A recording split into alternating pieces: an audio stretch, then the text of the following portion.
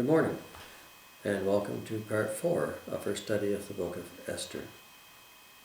Now, this story is divided into parts, and the first 2 chapters of this book really have set the stage, set the scene for what goes on in the rest of the book. Chapter 3 has introduced the villain, Haman, into this scenario, and now in chapter 4 we're into the decision part, or the crux of the whole story. And this also introduces the fact that this has shown a series of events, and will show further a series of events, which one has to think either comes from pure chance and coincidence, or comes from the guiding hand of a sovereign God who ultimately knows and guides all our actions in all our doings, even though we have no idea and no understanding of what he's doing at the time. So, in the last chapter, Haman persuaded the king to issue an edict by which all the Jews would eventually be destroyed.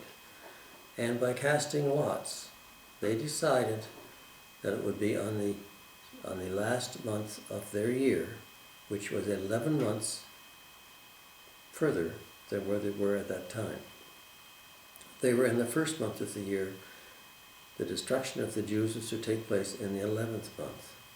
But when this edict went out, as it says in chapter 4, when Mordecai learned all that had happened, he tore his clothes and put on sackcloth and ashes and went out into the midst of the city.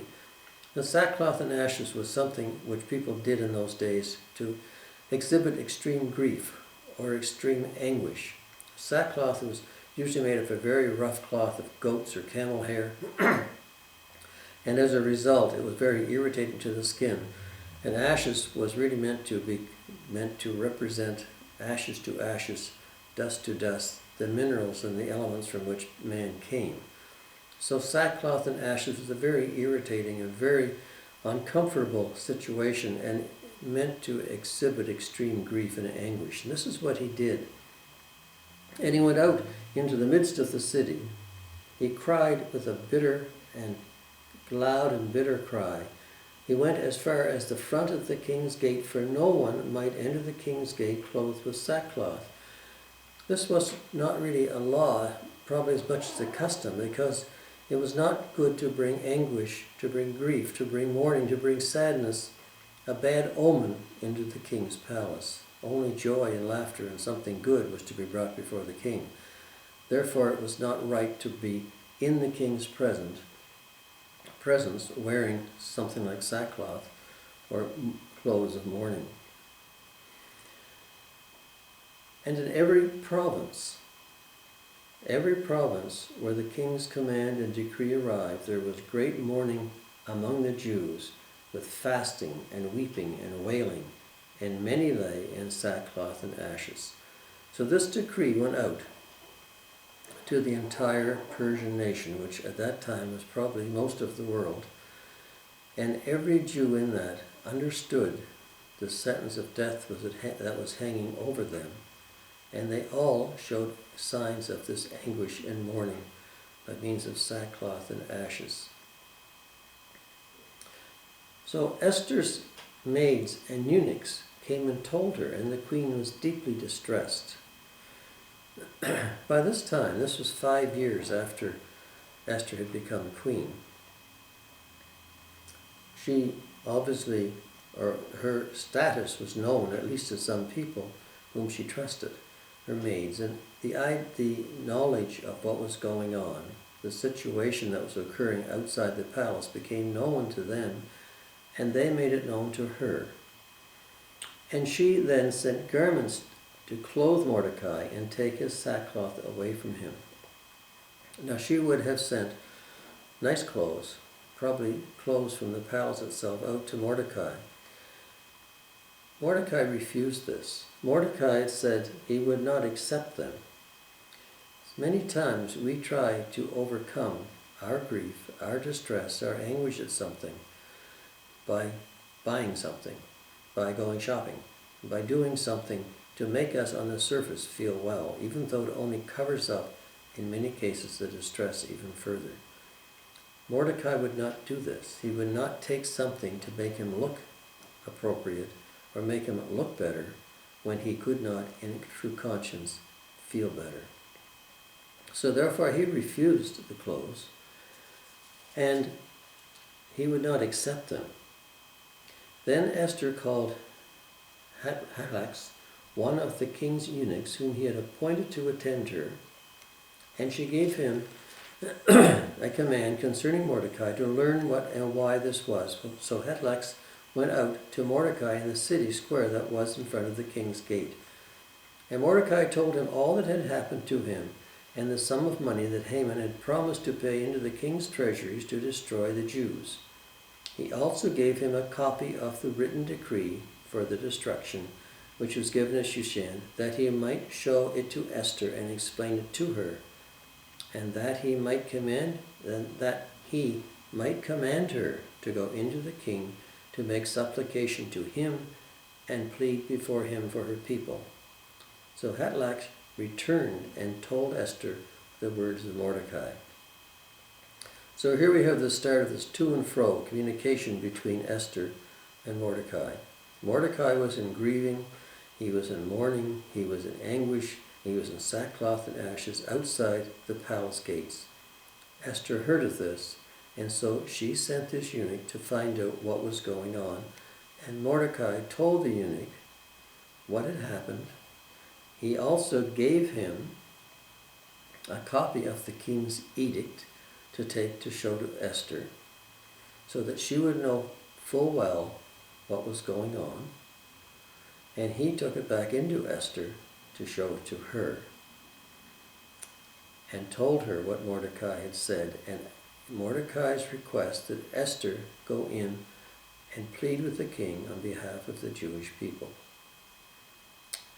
So, Esther then spoke to Hatlax and gave him a command for Mordecai. All the king's servants and the people of the king's province know that any man or woman who goes into the inner court to the king who has not been called, he has but one law, put all to death, except the one to whom the king holds out the golden scepter that he may live. Yet I myself have not been called to go into the king these 30 days. So they told Mordecai Esther's words. So Mordecai asked Esther to go in and plead with the king on their behalf, on the behalf of the Jewish people. And Esther said, the king hasn't even called me for the last 30 days. There's been some estrangement between the king and I. And to go into the king unannounced was certain death, unless the king gave you the golden scepter or made an exception. So Esther said, I can't do this. I can't go in because of what the situation and the law was concerning an audience before the king, even the wife of the king. So Mordecai told them to answer Esther. Do not think in your heart that you will escape in the king's palace any more than all the other Jews. For if you remain completely silent at this time, relief and deliverance will rise for the Jews from another place. But you and your father's house will perish. Yet who knows whether you have come to the kingdom for such a time as this? Esther told Mordecai that she could not go in to the king because she would be killed. So Mordecai brings this answer back to Esther, saying, you only have a few choices. You can either go in or die. Do not think that you will escape because you are a Jew like everybody else, all of us. And the law applies to you as well. So do not think you'll escape if this edict comes to pass. Or we may find some other buddy, someone else, some other way to prevent this calamity, even if we have to bypass you. Now the only other possible way of escaping this that we could see would be the intervention of God himself, because the Persian Empire encompassed almost all the world. But anyway, this is what Mordecai said. If you remain silent, relief and deliverance will arise for the Jews from another place. But you and your father's house will perish, because you are disobeying what apparently is God's will. You and your own house may not survive, even if the rest of the Jews end up becoming survivors. So, you who knows whether you have come to the kingdom for such a time as this? Why are you in this position at this particular time? And this is where the idea of generally independent, coincidental occurrences just happening, or the sovereignty of God being behind this entire situation comes to bear. If you look at all the coincidences that have occurred already in this story, the war with Greece, requiring the large party that started in chapter 1, the king becoming drunk and calling Queen Vashti to him, her refusal, her deposal, then the loss of the war with Greece, the king being in a royal funk, then the idea of having a beauty contest to try to find a new queen, which is something which was not done in those days. Esther being presented, even though she was a slave and a Jewish slave, and being chosen because she had found a special favor with the king's eunuch in the house of the women. All of these things coming together. At the same time, Esther was an orphan. Her parents had been lost, and she had been taken in by Mordecai. She was exceptionally beautiful. All these things coming together to arrive at her being appointed queen, a Jewish queen in a Persian court, at a time when the Jewish nation was under threat by the Persian prime minister. Is this all just coincidental that she arrived? Because this is the basis of part of the story. Or is this showing evidence of how God's sovereignty works throughout our lives? It is said that God's sovereignty works even though we don't understand it. At times we don't understand it. If you look at the story of Joseph in Genesis, when Joseph was set upon by his brothers and given up to some traders as a servant, as a slave. His father thought he was dead. All this was agonizing at the time for the family.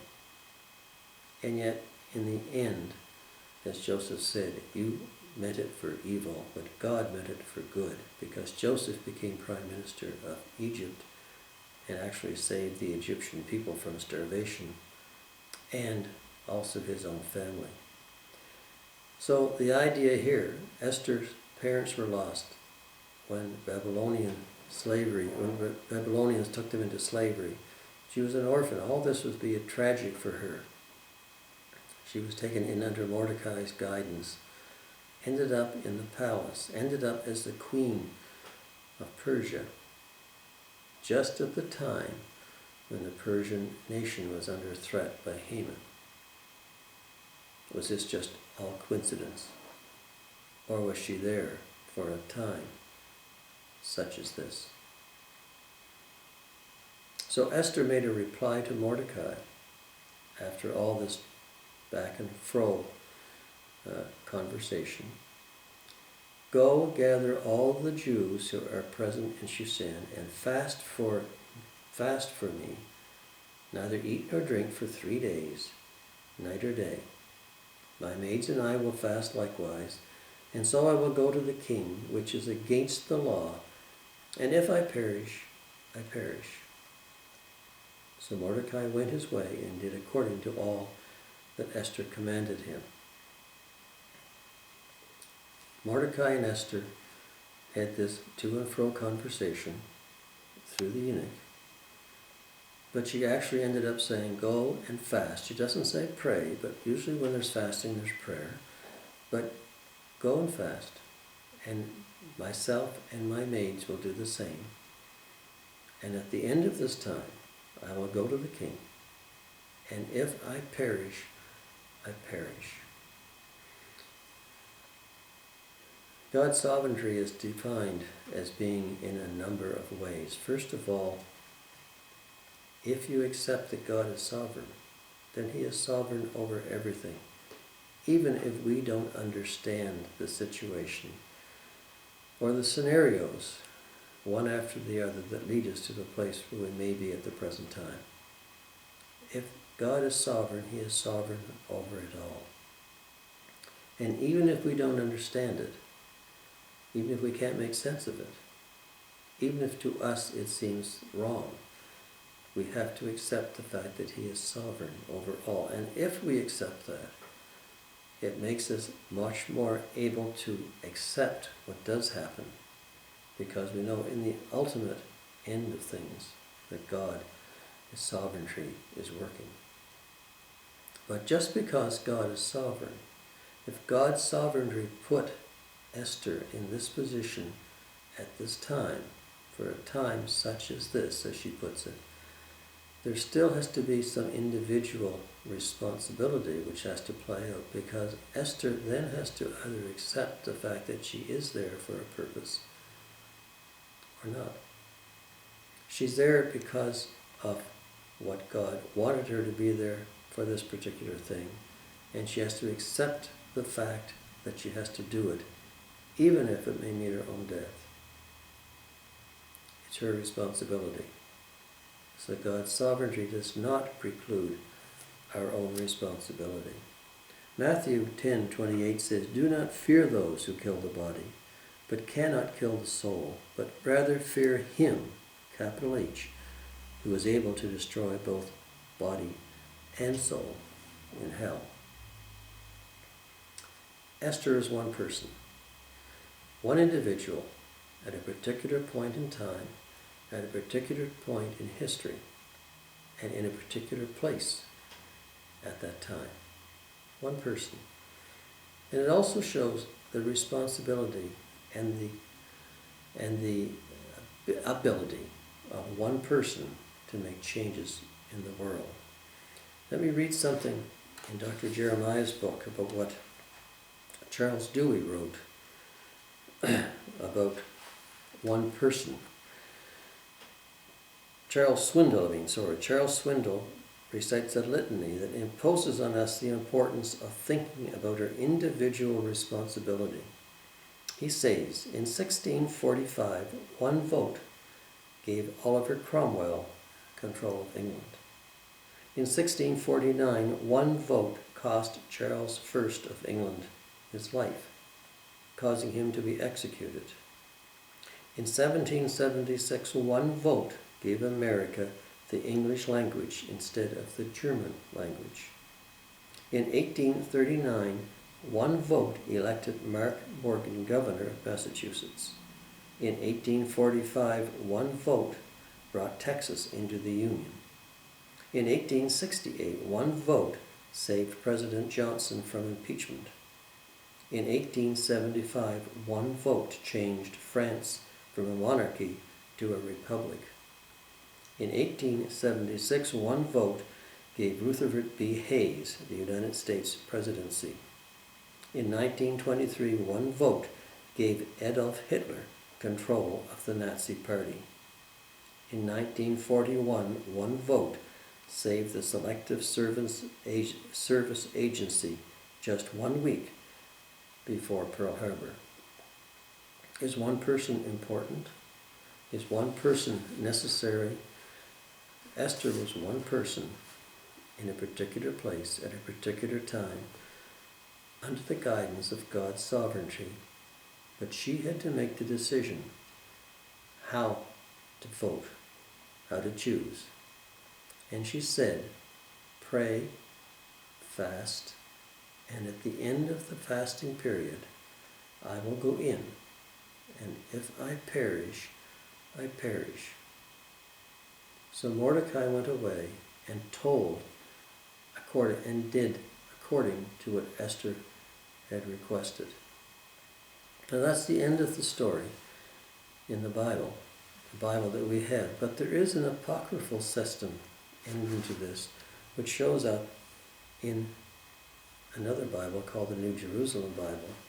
And it talks about Mordecai's prayer after this, as well as Esther's prayer. And let me read these prayers to you.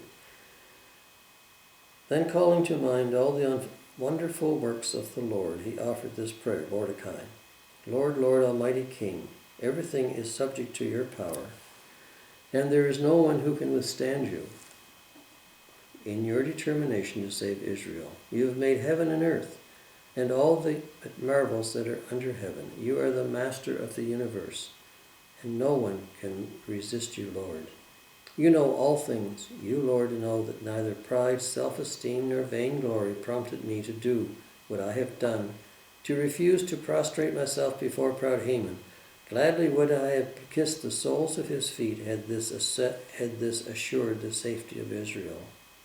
But what I have done, rather than place the glory of a man above the glory of God. And I shall not prostrate myself to anyone except, Lord, to you. And in so doing, I shall not be acting in pride. And now, Lord God, King, God of Abraham, spare your people, for our ruin is being plotted. There are plans to destroy your ancient heritage. Do not overlook your inheritance, which you redeemed from Egypt to be yours. Hear my supplication. Have mercy on your heritage, and turn our grief into rejoicing, so that we may live, Lord, to hymn your name. Do not suffer the mouths of those who praise you to perish. Now, Esther also has a prayer in the apocryphal part of this book. And her prayer was this: My Lord, our King, the only one, come to my help, for I am alone and have no helper but you, and am about to take my life in my hands. I have been taught from infancy in the bosom of my family that you, Lord, have chosen Israel out of all the nations, and our ancestors out of all before them, to be your heritage forever, and that you have treated them as you promised. But we have sinned against you, and you have handed us over to our enemies, for paying homage to their gods. Lord, you are upright.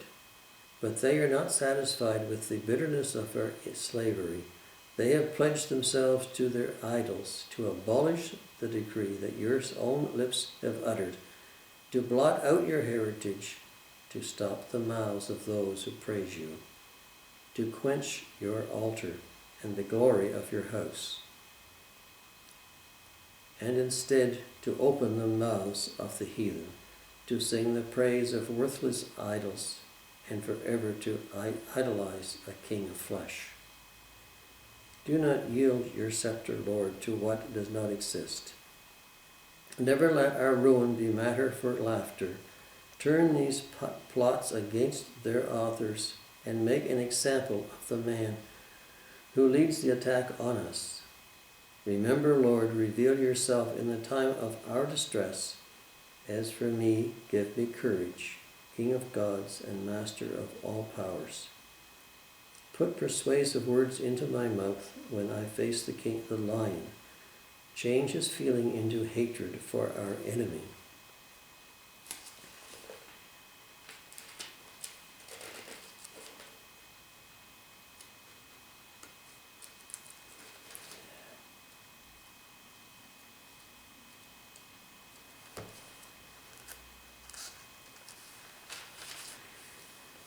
So that he may meet his end and all those like him. As for ourselves, save us by your hand, and come to my help, for I am alone and have no one but you, Lord. You have knowledge of all things, and you know that I hate honors from the godless, that I loathe the bed of the uncircumcised, of any foreigner whatever. You know I am under constraint, and I loathe the symbol of my high position, bound around my brow when I appear at court. I loathe it as if it were a filthy rag, and do not wear it on thy days of leisure. Your servant has not eaten at Haman's table, nor taken pleasure in the royal banquets, nor drunk the wine of libations. Nor has your servant found pleasure from the day of her promotion until now, except in you, Lord, God of Abraham. O God, whose strength prevails over all, listen to the voice of the desperate. Save us from the hand of the wicked, and free me from my fear. That's rather a long prayer in the apocryphal session of the book of Esther, but it does explain some of the feeling that Esther probably had as she faced her decision to go into the king. So, the situation remained that Esther was now to go into the king after this time of fasting, after this time of meditation. She used to go in and present her story towards the king. What would happen? At that time, she apparently did not know. But it was Mordecai's feeling, and probably hers as well by now, that she had been put into this situation, that her life had led her to this spot at this time for just a time as this. And maybe we should all consider the situations we're in, the places we're at, how we arrived here, and are we here because of God's sovereign direction or not? And perhaps we should consider Esther's final part of her prayer. Save us from the hands of the wicked, and free us from our fears. This is something we probably should all consider. So this is the end of chapter 4. Please join me next week as we get into chapter 5 and continue on the story of Esther, the Queen of Persia. Thanks for watching. We hope to see you next week.